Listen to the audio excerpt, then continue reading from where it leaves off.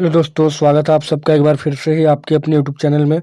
तो अभी के इस वीडियो में हम लोग मैथ का देखने वाले हैं मोस्ट इम्पोर्टेंट 40 ऑब्जेक्टिव सवाल, जो आपके प्री बोर्ड टेस्ट जो आपका 13 दिसंबर को होने वाला है, तो उसमें आपका काम देगा। और प्लस आपका जो 2025 का बोर्ड एग्जाम होगा उसके लिए भी आपको काम देगा। ये सारे सवाल बहुत ही इंपॉर्टेंट सवाल हैं और सारे जैक बोर्ड के द्वारा दिया गया ऑफिशियल सवाल है। जैक बोर्ड का ऑफिशियल सवाल है, इसलिए इसके आने के चांस बहुत ही ज़्यादा होंगे। और आप एक बार कमेंट करके बताइएगा कि आप सभी का सोशल साइंस का आज प्री टेस्ट कैसा गया। सभी जिलों में अलग अलग लिया गया था क्वेश्चन के हिसाब से, ठीक है। सभी जिलों में अलग अलग सेट किया गया था। तो गिरिडीह वाला तो हम डाल दिए थे दोस्तों, आप देख सकते हैं, ठीक है। तो चलिए आज हम लोग देखेंगे 13 दिसंबर के लिए कुछ मोस्ट इंपॉर्टेंट ऑब्जेक्टिव सवाल मैथ का। भले ऑब्जेक्टिव कहने का है, लेकिन आपको पूरा पूरा डिटेल में यहाँ सॉल्यूशन दिया जाएगा इस क्वेश्चन में। और लगभग आप देख लीजिए इसी पैटर्न पे सारे सवाल बनेंगे, क्योंकि 2023 में भी इसी पैटर्न पे सवाल बना था और 2024 में भी और 2025 में भी आपका इसी पैटर्न पे सवाल बनेगा, ठीक है। तो चलिए स्टार्ट करते हैं। पहला क्वेश्चन है कि 120 को अभाज्य गुणनखंड के गुणनफल के रूप में लिखा जा सकता है। 120 को कैसे लिख सकते हैं अभाज्य गुणनखंड में? तो 120 का एलसीएम निकाल लेना है दोस्तों, ठीक है। आप देखिए यहाँ पे 120 का एलसीएम निकाला गया है। यहाँ पे हमको इसीलिए पूरा पीडीएफ बनाना पड़ेगा, क्योंकि बोर्ड यहाँ पर छोटा है दोस्तों, इसलिए पूरा सॉल्व नहीं करा सकते यहाँ पे, ठीक है। इसलिए हमको बहुत ज़्यादा मेहनत लगा है, एक एक सवाल को लिख के यहाँ पे सॉल्व किया आप लोग के लिए। तो 2 से लगा दीजिए 60 आएगा 120 का एलसीएम में, फिर 2 से लगाइए 30 आएगा, फिर 2 से लगाइए 15 आएगा, और 3 से काट देना है 15 को, तो 5 थे, 3 5 15। तो कुल मिला के आप देखिए 2 2 और 2, 3 बार 2 है, तो 3 बार 2 और 1 बार 3 1 बार 5, तो 2 2 2 और 3 5, यानी कि 2 गुना 2 गुना 2 और 3 गुना 5, ठीक है। इसको ऐसे भी कर सकते थे, 2 का पावर 3 गुना 3 का पावर 1 गुना 5 का पावर 1, ऐसा भी क्वेश्चन हो सकता है। तो इस हिसाब से पहला का आंसर क्या होगा, ए। दूसरा सवाल है यहाँ पे कि 306 तथा 657 की महत्तम समापवर्तक यानी कि एचसीएफ दिया 9, दो संख्या जिसका एचसीएफ दिया 9, और फिर वही संख्या का हमको क्या चाहिए, एलसीएम। तो हम लोग पढ़े हैं इसमें थ्योरी कि ए गुना बी, दो संख्या का गुणनफल बराबर क्या होता है, तो दोनों संख्या का एचसीएफ और एलसीएम, ठीक है। दो संख्या का गुणनफल बराबर क्या होता है, तो दोनों संख्या का एलसीएम गुना दोनों संख्या का एचसीएफ। तो देखिए दो संख्या दिया 306 और गुना 600 200, मतलब दो संख्या दिया है ए और बी, तो 306 और 657 दिया है। बाकी एलसीएम तो दिया नहीं, एलसीएम हमको निकालना है। और एचसीएफ कितना दे दिया है, एचसीएफ दिया 9, तो 9 को यहाँ बैठा दिए। 306 गुना 657 बराबर एक्स गुना 9, एक्स मान लिए हैं किसको, एलसीएम को। और बाद में इस 9 को हम लोग यहाँ नीचे लेके आए बट्टे में, और यहाँ से इसको काट दिए, तो आया कितना, 306 गुना 73 बराबर कितना हुआ, 22,338। देखिए दोस्तों, अगर यहाँ पूछ दिया जाए कि 306 और 657 का एलसीएम 9 दिया था, या तो एलसीएम अगर बोल देता कि 22,338 दिया है, तो एचसीएफ आपको निकालना है, तो फिर भी आपको यही फॉर्मूला लगाना है कि दो संख्या का गुणनफल बराबर एक संख्या का एचसीएफ और एक संख्या का मतलब दोनों संख्या का एलसीएम और दोनों संख्या का एचसीएफ। अब तीसरा सवाल देखिए, 15 और 25 का एचसीएफ निकालने दिया है, ठीक है। 15 और 25 का एचसीएफ क्या होगा, तो 15 को अगर गुणनखंड करेंगे तो 3 गुना 5 होगा, और 25 को गुणनखंड करेंगे तो 5 गुना 5 होगा। बाद में कॉमन देख लेंगे, क्योंकि एचसीएफ का फुल फॉर्म क्या होता है, हाईएस्ट कॉमन फैक्टर, यानी बड़ा वाला कॉमन फैक्टर देखना है। तो आपका फैक्टर कितना आ गया, 5, तो एचसीएफ हो जाएगा 5, 3 का हो जाएगा ए नंबर बिल्कुल करेक्ट। अब चौथा सवाल देखेंगे, तो एक प्राकृत संख्या का अभाज्य गुणनखंड उसके गुणनखंड के क्रम को छोड़ते हुए क्या होता है। तो एक प्राकृत संख्या यानी कि वैसा संख्या जिसको गिनते हैं, ठीक है। तो एक प्राकृत संख्या का अभाज्य गुणनखंड उसके गुणनखंड के क्रम को छोड़ते हुए अद्वितीय होता है, अद्वितीय होता है। अगला सवाल पांचवा है कि द्विघात बहुपद, एक द्विघात बहुपद क्या होगा जिसके शून्यकों का योग √2 दिया है और शून्यकों का गुणनफल 1/3 दिया है, ठीक है। तो देखिए शून्यकों का द्विघात बहुपद का सूत्र क्या होता है, तो द्विघात बहुपद बराबर होता है alpha x square minus alpha plus beta गुने एक्स और प्लस अल्फा गुने बीटा। तो यहाँ पर देखिए अल्फा शून्यकों का योग को बोलते हैं अल्फा प्लस बीटा, ठीक है। तो शून्यकों का योग अल्फा प्लस बीटा आपको कितना दिया है, तो अल्फा प्लस बीटा दिया है √2, और अल्फा गुने बीटा यानी कि शून्यकों का गुणनफल दिया है 1/3। तो बाद में आपको इसी फॉर्मूला पे पुट कर देना है इस चीज़ को। तो बहुपद बराबर क्या होता है, x square minus alpha plus beta x और प्लस अल्फा गुने बीटा। देखिए तो एक्स स्क्वायर बैठा देंगे माइनस अल्फा प्लस बीटा दिया है √2 यानी शून्यकों का योग, और फिर गुना एक्स लगा देना और प्लस अल्फा गुने बीटा यानी 1/3 निकाल देना है। यहाँ से जब इसको सॉल्व करेंगे तो नीचे हम लोग 1 डाल के यहाँ पे भिन्न का जोड़ निकालने वाले हैं। तो एक्स का स्क्वायर माइनस √2x प्लस 1/3, और 3 का एलसीएम ले लेंगे तो 3 आएगा, फिर 3 से इसको मल्टीप्लाई करेंगे इधर, तो 3x स्क्वायर माइनस 3 √2x और प्लस 1, और बाद में 0 लगाएंगे ठीक है, क्योंकि शून्यकों का शून्यक बहुपद निकालने के लिए लास्ट में 0 लगाएंगे और आंसर क्या हो जाएगा 3x² माइनस 3√2x+1। ठीक है, यहाँ पर भिन्न का जोड़ निकाला गया है, इसीलिए हो सकता है आपको कंफ्यूजन ना होना चाहिए इसमें। ठीक है, तो 3x² माइनस 3√2x+1 आया, इसका हिसाब से क्या हो जाएगा, बी नंबर ऑप्शन बिल्कुल करेक्ट होगा। ये सारे सवाल बहुत ही इंपॉर्टेंट है क्योंकि जेक बोर्ड के द्वारा दिया गया है। ठीक है, अब छठा सवाल है, यदि ax² plus bx plus c के शून्यक अल्फा बीटा हो तो अल्फा प्लस बीटा का मान क्या। तो शून्यकों का योगफल बराबर क्या होता है, तो होता है आपका होता है -b/a। ठीक है, -b/a। अल्फा प्लस बीटा जो होता है यानी शून्यकों का योगफल पूछा जाए तो -b/a होता है। और वहीं अगर बात किया जाए कि अल्फा गुने बीटा यानी कि शून्यकों का गुणनफल का बात किया जाए तो वह c/a होता है। ठीक है, c/a होता है। अगला सवाल सातवां देखिए कि किसी बहुपद px के लिए ग्राफ आकृति में दिया गया बहुपद के शून्य की संख्या याद करना है। तो देखिए x अक्ष को कोई काटा नहीं है यहाँ पर, अगर x अक्ष को काटा होता तो उसमें जितना बार में काटता है, ऐसे मान के चलिए x अक्ष हुआ और ऐसे करके ऐसे काट दिया, तो आप देखिए एक बार काटा, दूसरा बार काटा और तीसरा बार काटा, तो इसके शून्य टोटल कितने होंगे, 3 होंगे। लेकिन यहाँ पर तो कोई काटा नहीं है, इसलिए इसका शून्य क्या होगा, 0। अब 8वां नंबर देखेंगे। देखिए 8वां नंबर बोला है समीकरण युग्म a1x plus b1y plus c1 बराबर 0 तथा a2x plus b2y plus c2 बराबर 0। और इसमें बोला है यदि a1/a2 बराबर b1/b2 और बराबर नहीं है c1/c2 के तो समीकरण युग्म क्या होगा। तो देखिए अगर a1/a2 बराबर b1/b2 और तीसरा पद अगर बराबर नहीं आता है तो वो दोस्तों होता है समांतर, और समांतर का कोई हल नहीं होता है। ठीक है, समांतर का कोई हल नहीं होता है। अगर तीनों बराबर हुआ तो अनेक हल होगा, और अगर तीनों बराबर नहीं हुआ तो अद्वितीय हल होगा। ठीक है, ये ध्यान में रखना आपको। आगे 9वां नंबर देखेंगे, समीकरण युग्म 2x माइनस 3y बराबर 0 और 3x प्लस 4y प्लस 20 बराबर 0 द्वारा निरूपित सरल रेखाएं क्या है। ठीक है, सरल रेखाएं क्या है, तो आप देख सकते हैं इसको हम लोग निकाल लेते हैं। a1/a2 आ जाएगा, a1/a2 तो आपका हो गया 2/3, फिर है b1/b2 तो b1/b2 कितना हो जाएगा, तो -3/4 और c1/c2 कितना हो जाएगा, तो c1/c2 हो जाएगा आपका c1/c2 हो जाएगा 0/20। ठीक है, आप देखिए तीनों यहाँ पर क्या है, तीनों है अलग। ठीक है, यानी कि तीनों यहाँ पर बराबर नहीं है। तो जब तीनों बराबर नहीं होता यानी कि एक थ्योरी क्या पढ़ा हुआ है, तो एक थ्योरी ये है कि जब a1/a2 और बराबर b1/b2 मतलब कोई बराबर आपस में नहीं रहेगा, c1/c2 कोई भी बराबर नहीं रहेगा तो उसको प्रतिच्छेदी बोलेंगे, और प्रतिच्छेदी जब भी होता है तो केवल एक हल होता है, इसलिए बी नंबर आंसर यहाँ पर सही होगा। अगला है 10 नंबर के c के मान के लिए समीकरण युग्म cx माइनस वाई बराबर 2 तथा 6x माइनस 2y बराबर 4 का अनंत हल है। ठीक है, अनंत हल देखिए यहाँ पर इसको सॉल्व किया गया है कि निकाल लेंगे हम लोग a1/a2 करके, तो a1/a2 बराबर b1/b2 बराबर c1/c2। क्यों, क्योंकि अनंत हल के लिए क्या होता है, अनेक हल के लिए तीनों बराबर होता है। तो देखिए a1 यहाँ पर कितना है, a1 तो c है, a1 c है आपका, और a2 कितना है, तो a2 है आपका 6। फिर आ गया b1 तो b1 -1 है। ठीक है, -1 है और b2 -2 है, -2 है बराबर c1 कितना है, तो c1 2 और c2 4 है यहाँ पर। तो सबको यहाँ पर मान बैठा लिए हैं। तो जब तीनों बराबर है तो यहाँ से हम लोग क्या किए, तीनों बराबर है तो एक पिक कर लिए c/6 और बराबर 1/2। और जब यहाँ इसको सॉल्व करेंगे, जब दोनों बराबर है तो आराम से इसको ऐसे फॉर्मूला से लगा सकते हैं, क्रॉस मल्टीप्लाई करेंगे तो 2c आएगा बराबर 6, तो c बराबर कितना हो गया, 3 आंसर करेक्ट है, इसलिए इसका कितना हो जाएगा, तो c बराबर हो जाएगा आपका 3b। ठीक है, यहाँ पे माइनस था तो हाँ c बराबर ये a बराबर कितना हो जाएगा, c बराबर 3 हो जाएगा। अगला क्वेश्चन है 11 नंबर की, समीकरण युग्म 2x माइनस वाई बराबर 5 और 3x प्लस 2y बराबर 4 का हल क्या है।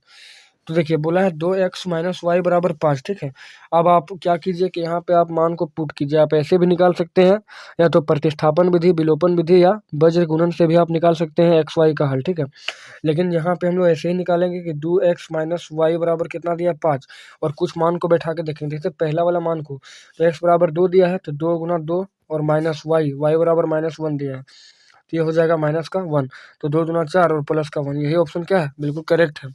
अब दूसरा में बैठा के देखते हैं, बोला 3x प्लस 2y बराबर 4, तो 3 गुना x का मान है 2 और प्लस 2 और गुना y का मान है -1, तो 3 दूना 6 और माइनस का कितना हुआ 2 यानी कि 4, तो बिल्कुल यही संतुष्ट कर रहा है, इसलिए क्या हो जाएगा, ए नंबर बिल्कुल करेक्ट होगा।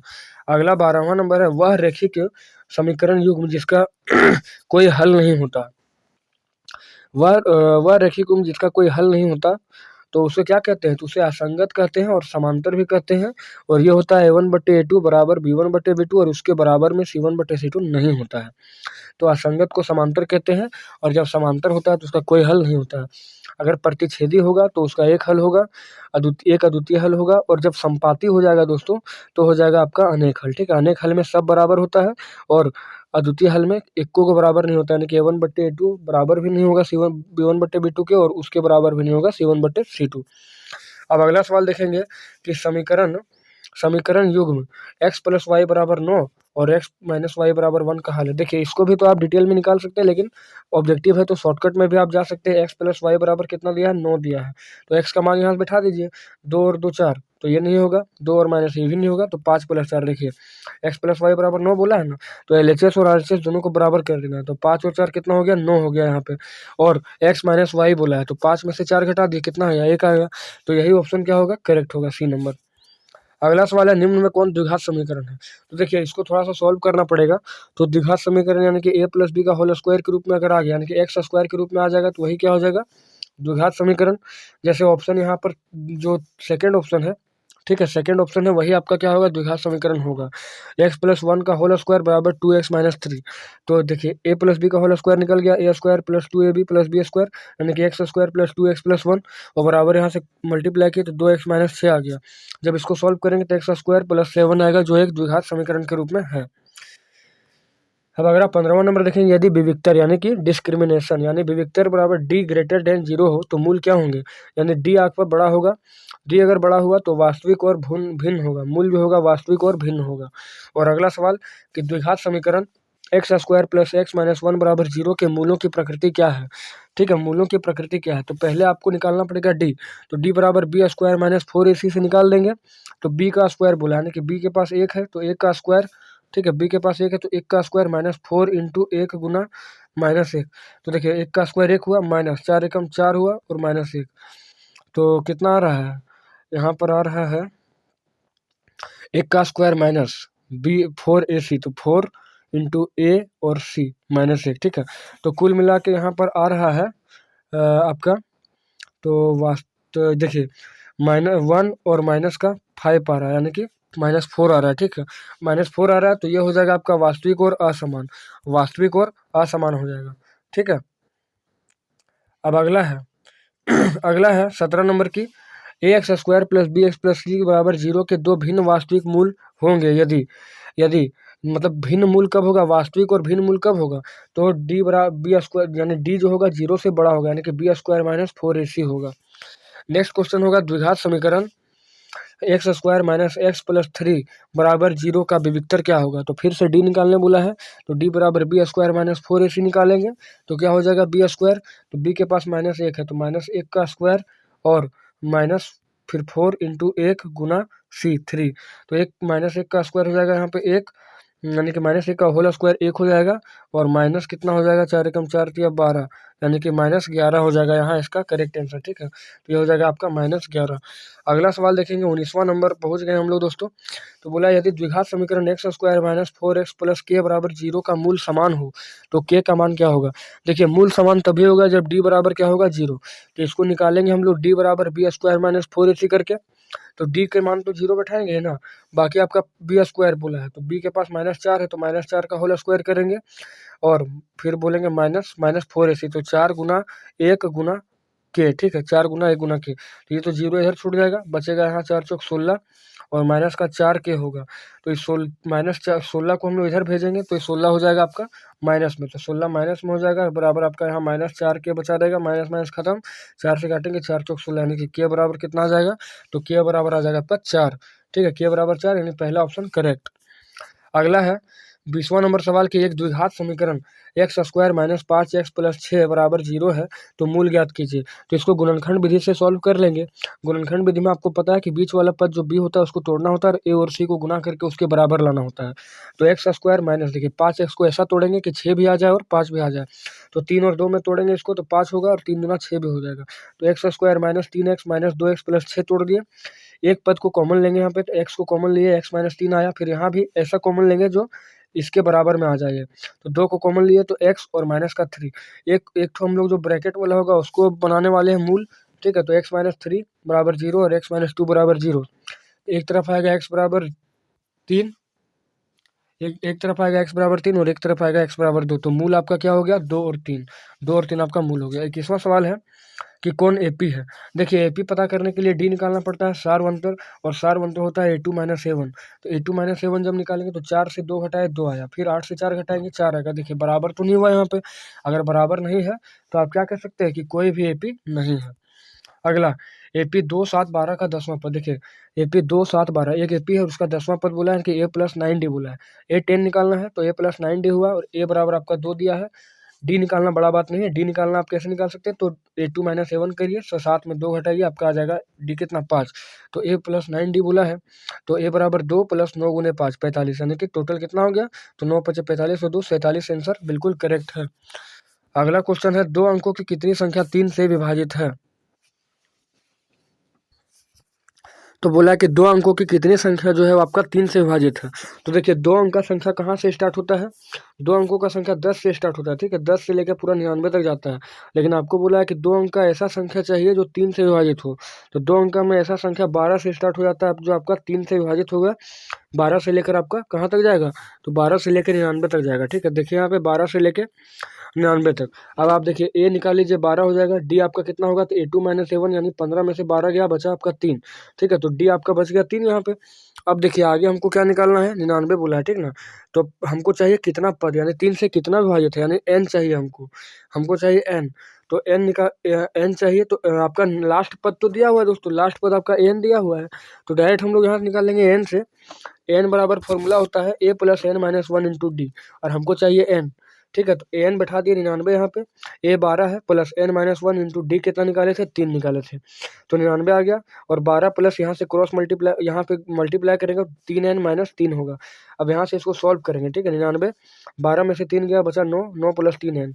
अब इधर देखिए 9 प्लस 3n बराबर 99, और 3n बराबर 99 माइनस 9 बराबर 90। तो कुल मिला के n बराबर कितना आ गया, 90/3 बराबर 30 आ गया। तो इसका ऑप्शन क्या हो जाएगा यहाँ पे, इसका ऑप्शन हो जाएगा बी। आगे 24वां सवाल देखेंगे कि 0 और 50 के बीच विषम संख्या का योग क्या है। देखिए योग यानी कि एसएन बोल दिया आपको, ठीक है, योग बोल दिया है। एसएन निकालने के लिए आपको पहले एन भी निकालना पड़ सकता है, और उसके बाद एसएन पहुंचेंगे हम लोग। तो बोला है 0 से 50 के बीच, 0 से 50 के बीच बोला है। तो 0 से 50 के बीच विषम संख्या, तो विषम संख्या 1 से चालू होगा, 1 3 5 7 9 11, और लास्ट कहाँ तक जाएगा आपका, 50 से पहले 49 तक आपका विषम संख्या जाएगा, ठीक है। और इसका योग बोला है, तो सबसे पहले क्या करेंगे, एन निकालेंगे, ठीक है। एन निकालने के लिए क्या करेंगे, A plus N minus 1 into D करेंगे। तो ए आपका कितना हो गया, ए आपका 1 हो जाएगा, और डी कितना हो जाएगा, तो 3 में से गया 1, तो बचा आपका 2। तो ए प्लस एन माइनस 1, तो n तो है नहीं, ठीक है। तो 1 plus n minus 1 into D, D कितना है 2, और बाकी अंतिम पद आपका दे दिया कितना, 49 दे दिया। तो 1 प्लस यहाँ से मल्टीप्लाई करेंगे, 2n माइनस 2 होगा बराबर 49। अब देखिए यहाँ पे 2n और माइनस 1 बचा, क्योंकि 2 में से 1 गया, और माइनस का चिन्ह बड़ा है यहाँ पे, तो माइनस 1 बराबर 49 हुआ। और n निकालेंगे तो n आपका आ गया 25, ठीक है। n जो है फाइनली 25 आ जाएगा। जब n 25 आ जाएगा तो हम लोग एस एन निकालेंगे, और एस एन बराबर फॉर्मूला होता है n/2। और देखिए जब अंतिम पद और प्रथम पद दिया रहे तो एक फॉर्मूला है n/2 a plus A N, ठीक है। तो आपका 25/2, और ए आपका 1 था, और ए एन कितना, अभी ए एन कितना था, 49 था। तो यहाँ से कुल कितना आ जाएगा, 625। आंसर बिल्कुल करेक्ट होगा। आगे देखिए पूछा है कि सभी वृत्त क्या होते हैं। तो सभी वृत्त क्या होते हैं, समरूप होते हैं। जितने भी वृत्त होते हैं सभी समरूप होते हैं, ठीक है। अगला सवाल है कि आकृति डी समांतर बीसी। देखिए ई आकृति दिया, इसमें डी समांतर क्या दिया, बीसी के, और डीबी आपको दे दिया कितना, डीबी दे दिया 2 सेंटीमीटर, फिर एई आपको दे दिया 1.5 सेंटीमीटर, और ईसी दे दिया आपको 3 सेंटीमीटर। तो बोला है कि एडी का मान ज्ञात करना है। तो जब भी ऐसा सवाल आए तो इसके अनुपात को बराबर कर लेना है, ठीक है। प्रमेय के आधार पर, थेल्स प्रमेय के आधार पर बराबर कर लेना है, एडी बट्टे डीबी और बराबर एई बट्टे ईसी। तो एडी कितना है यहाँ पे, एडी कुछ नहीं दिया है, और डीबी दिया है 2, तो 2 बैठा दिया है यहाँ पे। आगे ए दिया है 1.5 और ईसी दिया है 3, ठीक है। तो यहाँ से जब इसको सॉल्व करेंगे क्रॉस मल्टीप्लाई कर करके, तो आपका एडी कितना आ जाएगा, एडी आ जाएगा फाइनली आपका 1 सेंटीमीटर, ठीक है। नेक्स्ट क्वेश्चन है, यदि दो त्रिभुज के संगत कोण बराबर हो तो ये त्रिभुज समरूप होते हैं। तो देखिए क्या बोला, दो त्रिभुज के संगत कोण, ठीक है, दो त्रिभुज ले लेते हैं ऐसे और दोनों का संगत कोण बोला, यानी कि यहाँ का कोण यहाँ के बराबर, फिर यहाँ का कोण यहाँ के बराबर और यहाँ का कोण यहाँ के बराबर। तो देखिए तीनों आपका एंगल एंगल एंगल बन रहा है, तो एंगल एंगल एंगल समरूपता से क्या होगा, तो त्रिभुज क्या हो जाएगा, समरूप हो जाएगा, यानी कि एंगल एंगल समरूपता से। अगला सवाल है कि यदि त्रिभुज त्रिभुज ए बी सी तथा P Q R, A B C और पी क्यू आर के लिए कौन सा कथन सत्य है यहाँ पे, ठीक है। तो देखिए ए का मान कितना है 60 डिग्री, पी का भी मान कितना है 60 डिग्री, बी का मान 80, तो क्यू का मान 80 और सी का मान 40, तो यहाँ पे आर का भी मान 40, यानी कि आप कह सकते हैं कि कोण ए और बराबर कोण क्या है पी, फिर आप कह सकते हैं कोण बी बराबर कोण क्या है क्यू और कोण सी बराबर कोण आर, ठीक है। तो angle angle angle angle angle समरूपता से, ठीक है, यानी कि तीनों एंगल बराबर हुआ तो तीनों समरूपता से आप क्या कह सकते हैं कि त्रिभुज मेरा जो ए बी सी है उस समरूप त्रिभुज क्या होगा, पी क्यू आर होगा, ठीक है, क्योंकि एकदम सेम टू सेम संगत कोण बराबर दिया है। तो इस हिसाब से पहला ऑप्शन आपका क्या हो जाएगा, करेक्ट होगा। आगे अब 29वां सवाल पूछा है कि यदि दो समरूप त्रिभुज के संगत भुजा का अनुपात 4:9 है तो उसके क्षेत्रफल का अनुपात क्या होगा। तो क्षेत्रफल का अनुपात क्या होता है, उसके भुजा के अनुपात के वर्ग के बराबर होता है। तो 4/9 करेंगे, ठीक है, क्षेत्रफल परमे का है ये, तो 4/9 करेंगे, 4 का स्क्वायर 16 और 9 का स्क्वायर 81, तो 16/81 यानी कि 16:81 परम सत्य होगा, ठीक है। तो 29 का आप कर सकते हैं कि डी आंसर बिल्कुल करेक्ट है। अब अगला सवाल बोला एक समबाहु त्रिभुज, समबाहु त्रिभुज किसको बोलते हैं, तो जिसकी दोनों भुजा क्या होती है आपस में बराबर। तो समबाहु त्रिभुज की भुजा बोला 2a है, उसके शीर्ष लंब की लंबाई क्या होगी, ठीक है, शीर्ष लंब की लंबाई। तो देखिए एक समबाहु त्रिभुज हम लोग बना लिया यहाँ पे, एक समबाहु त्रिभुज जिसके तीनों भुजा क्या है 2a 2a और 2a, बीच से आपका लंब जब गया है तो लंब इसको बराबर बराबर भाग में बांटेगा, तो a इधर बांटेगा और a इधर बांटेगा, ठीक है। अब देखिए क्या लिखा हुआ है कि दिया है ए बी सी एक समबाहु त्रिभुज है जिसमें प्रत्येक भुजा कितना है 2a है दोस्तों, ठीक है। और त्रिभुज हम लोग ए बी डी लेंगे, त्रिभुज ए बी डी, देखिए आपका त्रिभुज ए बी डी ले लेते हैं हम, त्रिभुज ए बी डी लें या तो फिर ए डी सी लें, दोनों का बात बराबर होगा। तो ए डी बी ले लिए, ए डी बी में क्या है, तो ए डी क्या है आपका शीर्ष लंब है और बी डी बराबर कितना है, तो देखिए बी डी आप लेंगे तो बी डी बराबर आपका ए है, क्योंकि आधा आधा भाग में इसको बांटेंगे तो बी डी आ जाएगा ए। और देखिए ए डी लंब किस पर है, तो बी सी है, लंब का साइन क्या होता है ऐसा, तो ए डी लंब क्या है बी सी है, ठीक है, यानी कि बोल सकते हैं आपकी लंब समद्वि भाजक टाइप में बोल सकते हैं आप। अब देखिए जब यहाँ पे एक 90 डिग्री का कोण भी बन रहा है और एक पूरा समबाहु ये समकोण त्रिभुज बन रहा है आप देख सकते हैं, और एक समकोण त्रिभुज 90 डिग्री वाला होता है। तो समकोण त्रिभुज में पाइथागोरस प्रमेय में क्या पढ़ाया गया है, तो पढ़ाया गया है कि कर्ण का स्क्वायर बराबर लंब का स्क्वायर प्लस आधार का स्क्वायर, ठीक है। तो आप ले लीजिए बाय पीटी यानी पाइथागोरस थ्योरम से, तो ए बी का स्क्वायर, अब ए बी आपका कहाँ है, देखिए आप ए बी आपका किस काम पे आएगा, तो ए बी आपका हाइपोटेनियस कर्ण होगा, ठीक है। तो ए बी का स्क्वायर बराबर बी डी का स्क्वायर प्लस ए डी का स्क्वायर, ए बी 2a का स्क्वायर है बराबर बी डी आपका ए है और ए डी आपका कुछ नहीं दिया है, ठीक है। ए डी हमको निकालना है, एक तो निकाल लेंगे हम लोग, ठीक है। ए डी तो बोला है शीर्ष लंब, तो ए डी कहाँ है आपका, ए डी आपका ये है, ठीक है, ये दिया है ये दिया है, ए डी आपको निकालना है। तो ये क्या हो जाएगा, तो हो जाएगा ए का स्क्वायर प्लस ए डी का स्क्वायर, 2a का स्क्वायर बराबर 4a स्क्वायर माइनस ए का इधर लाएंगे माइनस ए स्क्वायर होगा बराबर ए डी स्क्वायर। तो बच गया 4a स्क्वायर में ए का स्क्वायर चला गया तो 3a स्क्वायर बचा बराबर ए डी स्क्वायर।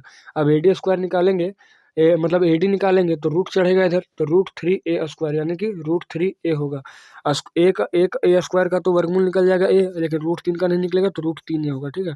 इस प्रकार आप कह सकते हैं कि इसका ऑप्शन क्या होगा, तो √3a हो जाएगा। अब अगला सवाल देखेंगे, अगला सवाल है 31वां नंबर कि त्रिभुज ए बी सी में ए बी बराबर 6√3, ए सी बराबर 12 सेंटीमीटर और बी सी बराबर 6 सेंटीमीटर, तो बी का मान बोला है। तो अभी फिलहाल हम लोग मान के चल रहे हैं कि ए बी सी एक समकोण त्रिभुज है, और जब समकोण त्रिभुज होगा तो पाइथागोरस प्रमेय लगेगा कि कर्ण का स्क्वायर बराबर लंब का स्क्वायर प्लस आधार का स्क्वायर। तो देखिए ए सी जो है ना, ए सी आपको क्या बोला है 12 सेंटीमीटर, और ए बी कितना दिया है, तो 6√3 दिया हुआ, ए बी 6√3 दिया है और ए सी दिया 12, तो ए सी यहाँ 12 का स्क्वायर लगा दिए और ए बी 6√3 दिया प्लस बी सी दिया आपका 6, ठीक है। अगर एल एच एस और आर एच एस यहाँ पर बराबर आ जाएगा तो आप जान लीजिए कि वो समकोण त्रिभुज यानी 90 डिग्री होगा, फाइनली ये 90 डिग्री होगा ही। तो 12 का स्क्वायर 144 बराबर 6√3 का होल स्क्वायर क्या निकलेगा, तो देखिए 6√3 का होल स्क्वायर चाहिए, तो 6 का स्क्वायर कितना हो गया 36 और गुने में आपका 3√3 का स्क्वायर कितना होगा 3 होगा, तो 36 किया 108 और प्लस 6 का स्क्वायर 36, तो 144 इधर भी हुआ 144 उधर भी, तो एल एच एस और आर एच एस बराबर हुआ, इसलिए आप कह सकते हैं कि ये पाइथागोरस प्रमेय यानी कि पाइथागोरस प्रमेय से, इसलिए आप कह सकते हैं कोण बी बराबर कितना है 90 डिग्री। अब आगे देखते हैं 32वां क्वेश्चन कि एक वृत्त की कितनी स्पर्शिका हो सकती है। तो एक वृत्त होता है उसका स्पर्शिका अनंत हो सकता है, ठीक है, कहीं से भी स्पर्शिका खींच देंगे तो स्पर्शिका का क्या होगा, अनेक होगा। अब अगला है वृत्त के केंद्र से 13 सेंटीमीटर दूर। देखिए एक वृत्त है, इसका केंद्र है और केंद्र से 13 सेंटीमीटर दूर किसी बिंदु से वृत्त पर खींची गई स्पर्शरेखा। तो वृत्त पर खींची गई स्पर्शरेखा की लंबाई कितना है, 12 सेंटीमीटर। तो बोला वृत्त की त्रिज्या क्या होगी, यानी आपको सिंपल से आपको पूछ दिया कि ई वाला, ठीक है, ये वाला आपको पूछ दिया क्या है। एक वृत्त के केंद्र से हम लोग 13 सेंटीमीटर का ये खींचे थे रेखा, ठीक है, और वहां से एक स्पर्शरेखा खींचा गया था। तो देखिए आप यहाँ पर कुल मिला के आपका एक समकोण त्रिभुज बन रहा है, 90 डिग्री भी है और आपको त्रिज्या चाहिए। तो आप हम लोग ले सकते हैं AC का स्क्वायर बराबर AB square plus BC square ले लेंगे। तो AC कितना आपका है, बड़ा कौन है, तो 13 है, तो बड़ा भुजा 13 है, 13 का स्क्वायर बराबर आप कह सकते हैं कि आपका देखिए AC थोड़ा सा मिस्टेक हुआ यहाँ पे BC हो जाएगा, ठीक है, BC का स्क्वायर, देखिए BC का स्क्वायर बराबर आपका हो जाएगा, फिर से इसको सॉल्व करेंगे तो BC का स्क्वायर बराबर क्या हो जाएगा आपका, AC का स्क्वायर और प्लस AB का स्क्वायर, ठीक है, BC यहाँ पर 13 है, तो 13 का स्क्वायर बराबर AC आपका 12 है, 12 का स्क्वायर प्लस ये आपका AB का स्क्वायर होगा।